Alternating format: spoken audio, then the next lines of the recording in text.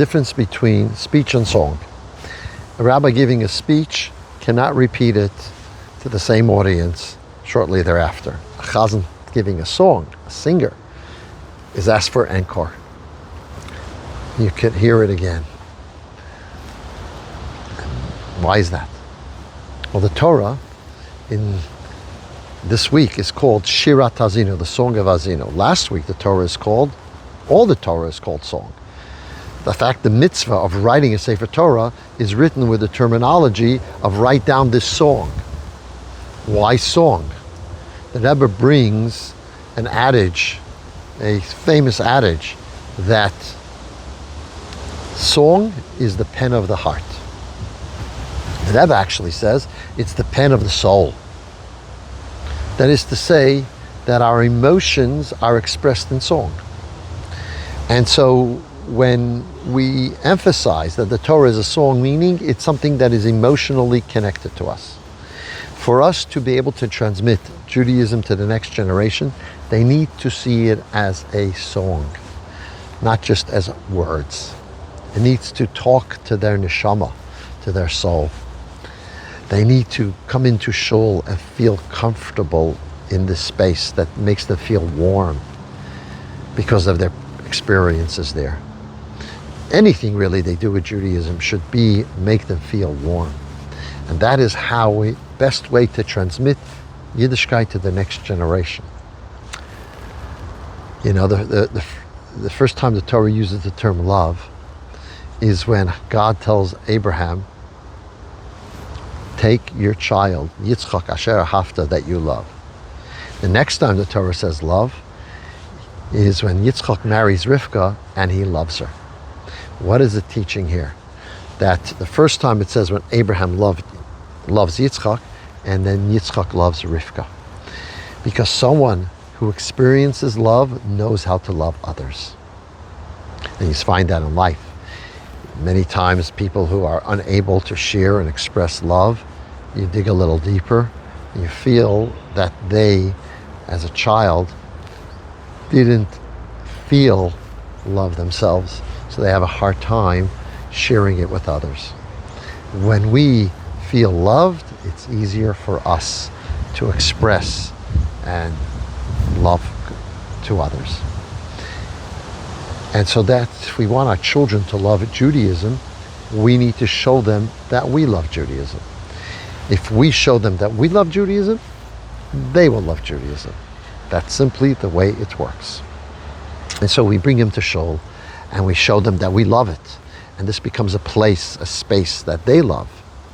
That's how we can able to transmit it going forward. And I'll tell you something else.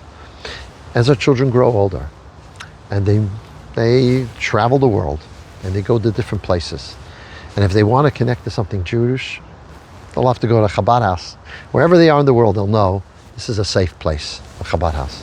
And if they experienced and they are know the warmth of a Chabad house wherever they grow up, wherever they are being raised, then it'll be so much easier for them when they go onto a college campus, or they're traveling as a young adult, or as families, and they're stuck somewhere, to be able to tap in and to go into the Chabad house, because it'll be like the song that they remember from their youth. It'll make them feel warm and loved, and it'll actually even talk to their souls.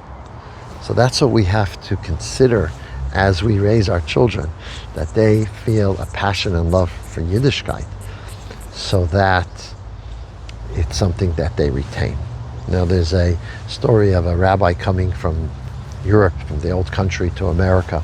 And he saw, this is in the turn of the century, the early 1900s, and he sees people who literally are sacrificing so much for their Judaism. They're losing job week after week. And then their children are totally disinterested, disconnected. He saw this generation gap that he didn't experience before. He was wondered what it was. And then he realized that some of these people were committed to Yiddishkeit. They were sacrificing for it. But They saw it as something difficult. It was hard. Oh, es ist schwer zu sein ein Yid was the famous adage. It's so difficult to be a Jew. You lose your job every week. You see anti-Semitism everywhere, and so on. If the message our children get is that, then of course they're not going to continue with it necessarily. It will be much harder for us to transmit it to them.